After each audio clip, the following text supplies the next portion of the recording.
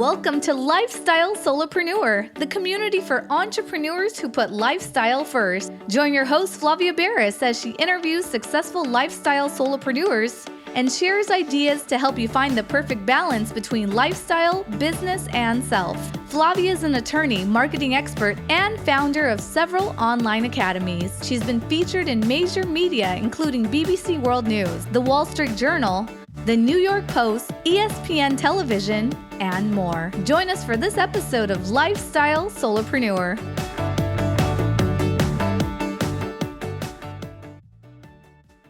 Hey, Lifestyle Solopreneurs. Today we get to speak with Stacey Olson. She helps busy leaders create more balance, less stress, and perform even better. She is a leadership and positive psychology certified coach, has over 15 years of corporate and business experience, and has gone through her own transformational change from being close to burning out to figuring out how to be balanced in life and accomplish even more. Stacey is the founder of the Balanced Leader Program. She offers coaching, workshops, and speaking, and is the author of her book coming out in June called Your Balanced and Bold Life. Work less, live more, and be your best. Welcome to the show, Stacey. Thank you so much for having me. It's amazing to have you. And I, by the way, love the title of your book. We'll get to the book in a little while. But first of all, tell us a little bit about how you ended up where you are now coaching, because I know people have all kinds of different paths to get to where their current career has taken them. And I'm super curious to know how you came to be this coach.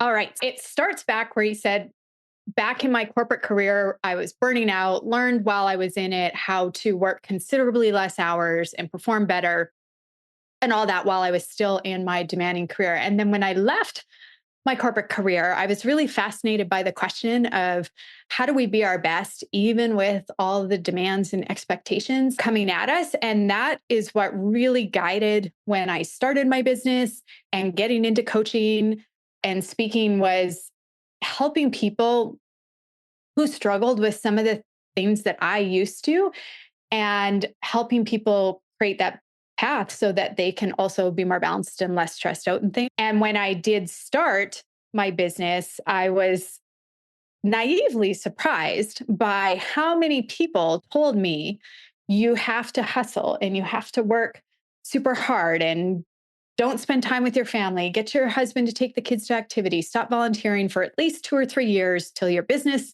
is up and running. And then you can have that time.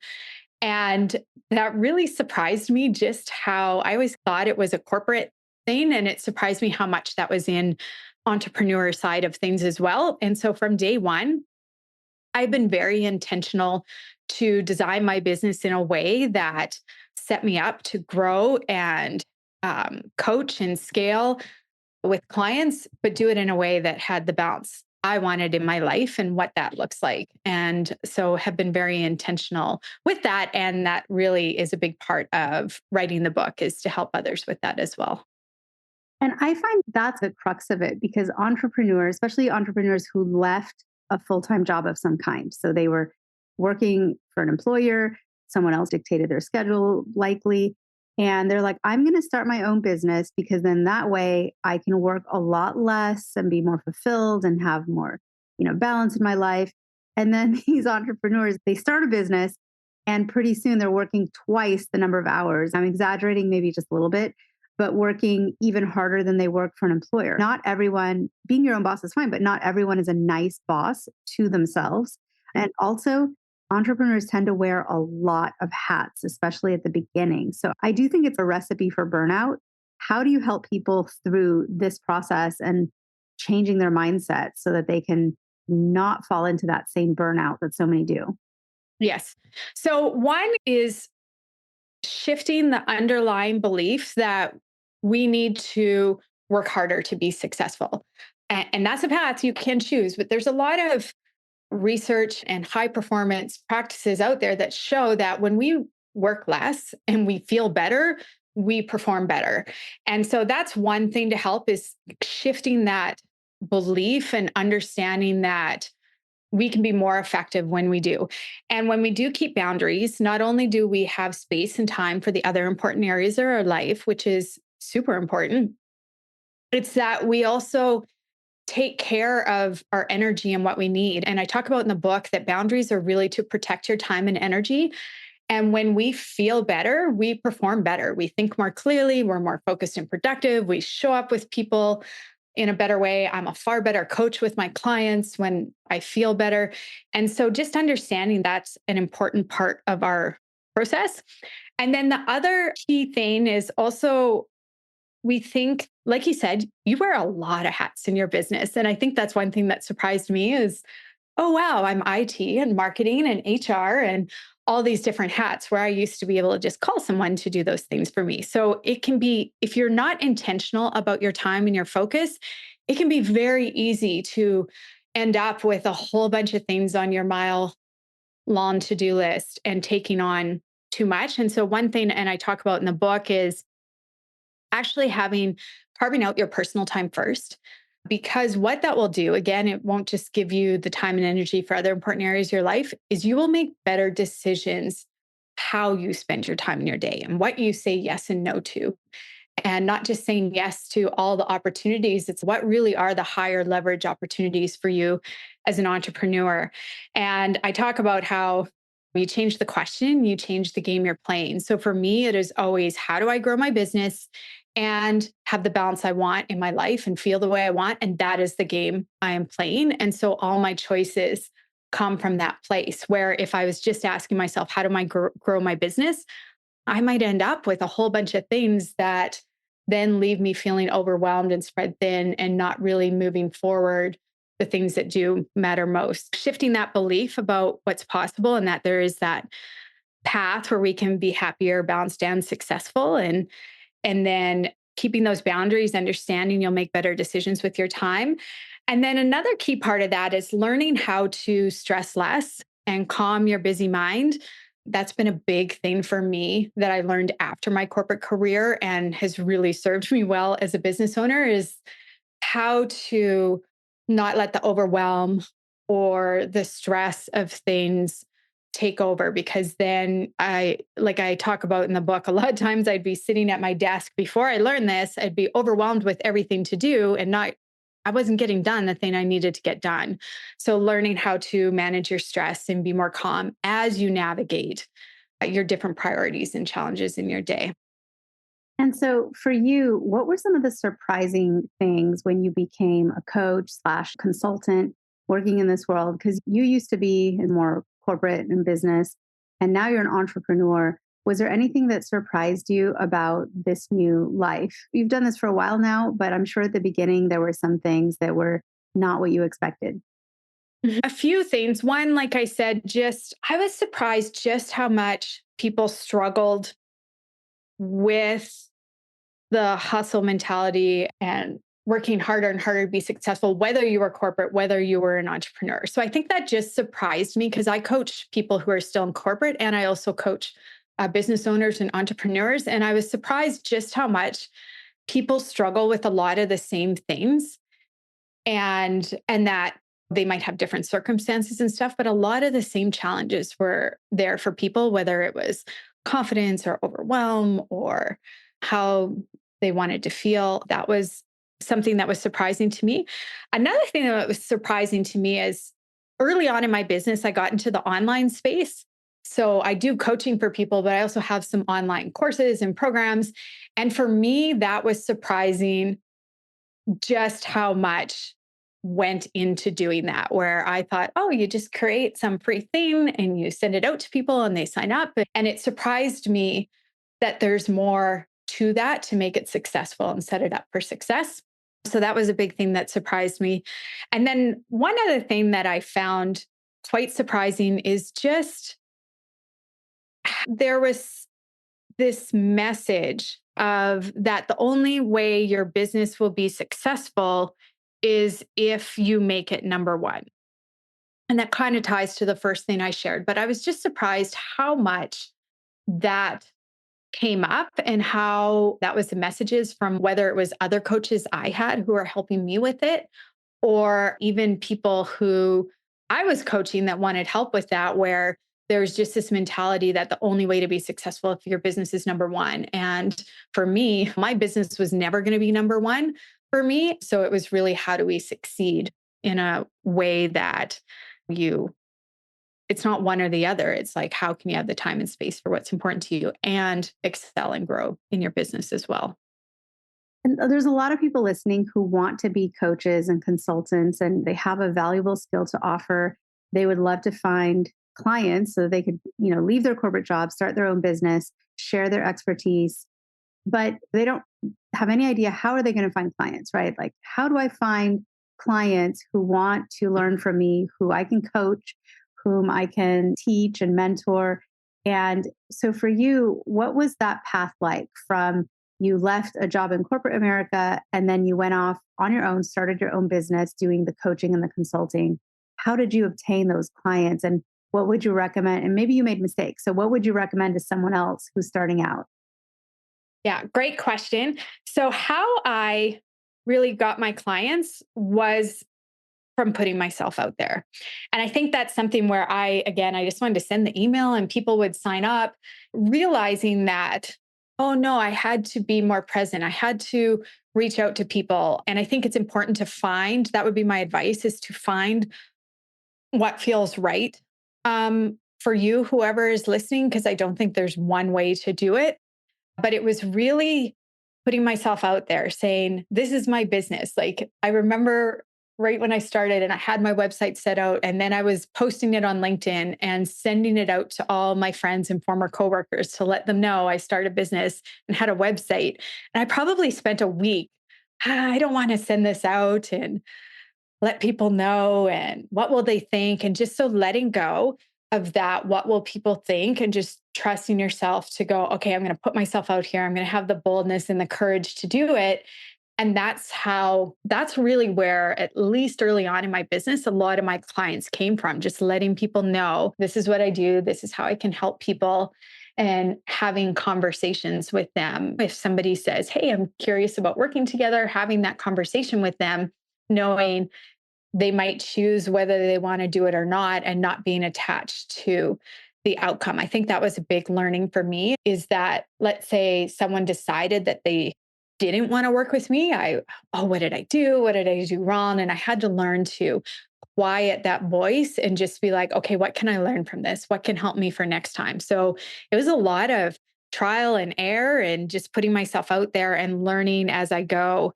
And then, like I said, learning what feels right for you, because it's important to take advice from others, because there's a lot of ways you can get clients and what you can do, but also take that advice, but also figure out what works for you. And so an example of that is, one thing for me, it's never really felt right for me to send a bunch of DMs, cold DMs, to a whole bunch of people. I tried it. I didn't like it. And so I've found a way to connect with people in a different way. So I'm loving everything you're sharing because I think it's also very inspiring and motivating for people that want to start their own consulting or coaching business. For you, there's a lot of demands on your time because obviously when you have clients who depend on you to coach them and help them and mentor them, there's probably a lot of demands on not just your work time, but spills over or wants to spill over into personal time. So what are some of the ways that you keep yourself balanced where you don't become a workaholic, you don't fall into burnout again? And can you share some of those with us? yeah, great question. So like I said, I've been very intentional about designing my business a way that fits. So my kids and my husband are more on the Monday to Friday during the day schedule. So I tend to have my rhythm the same as them. So the evenings and weekends when they're home, I'm not working. So with clients, it's having boundaries with your clients too. And this is why I say have those boundaries first, because I've had people who said, hey, I want to work with you, but I can only do coaching calls on the weekends. And then for me, that is, I'm not available on weekends. So if you do want to work together, this is the time I'm available. And sometimes that can feel like a scary decision to make, especially early on if you want the revenue from it.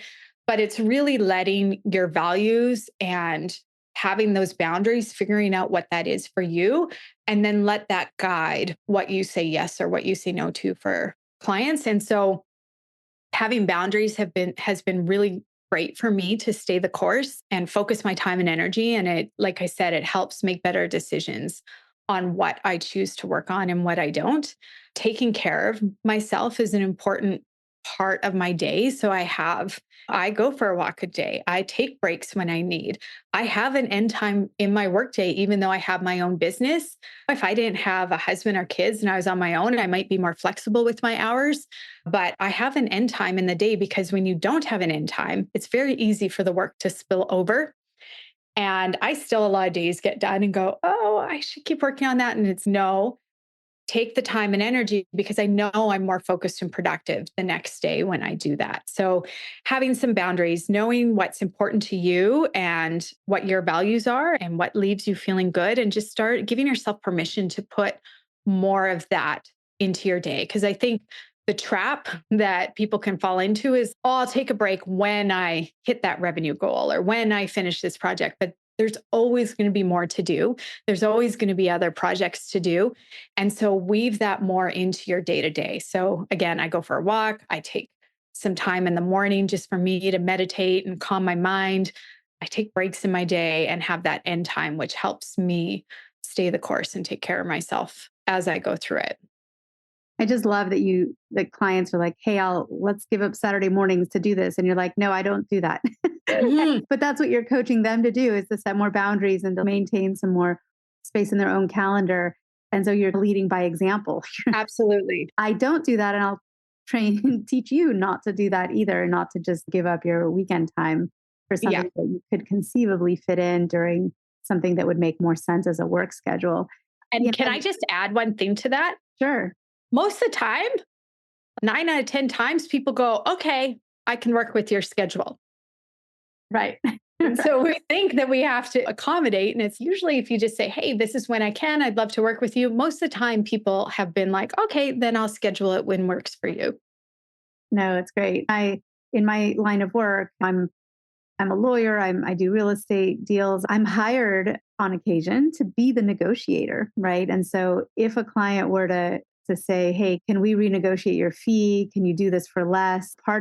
In the back of my mind, I'm thinking, you are literally hiring me to do a slam dunk job for you, negotiating on your behalf. How did it not occur to you that I'm going to negotiate just as hard for my own fee and salary?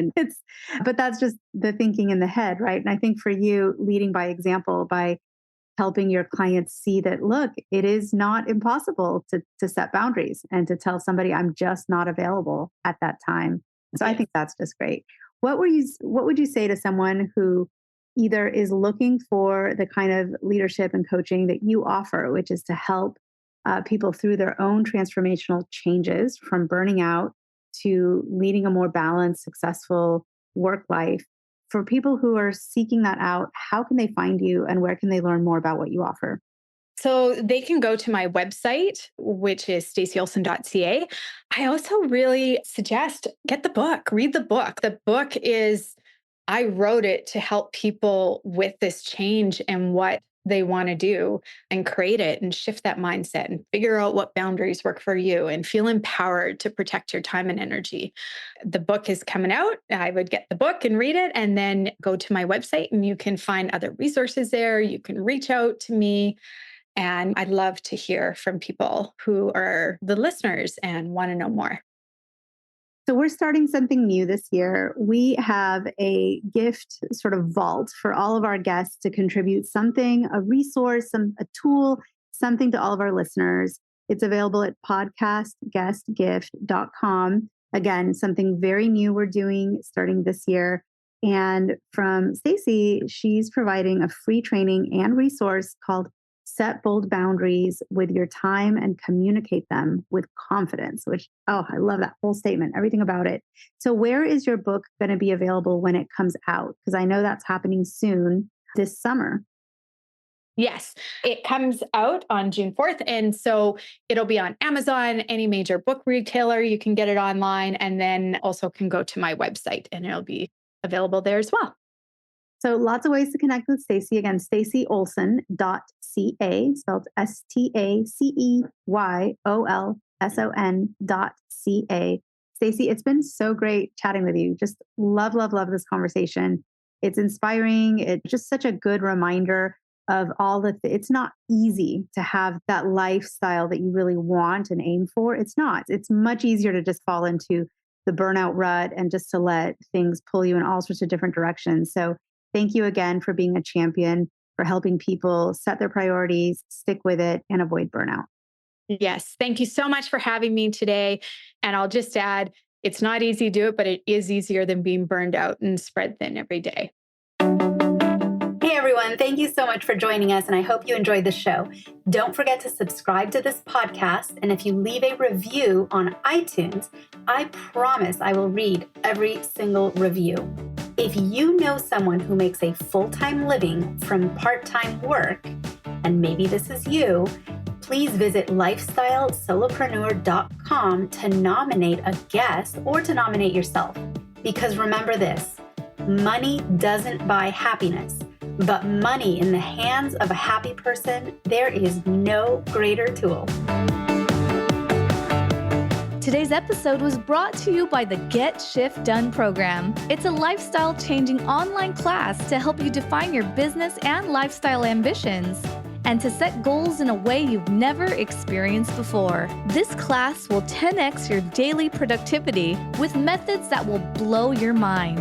And if you use the coupon code podcast, the class tuition is 99% off. Visit GetShiftDone.com to enroll today.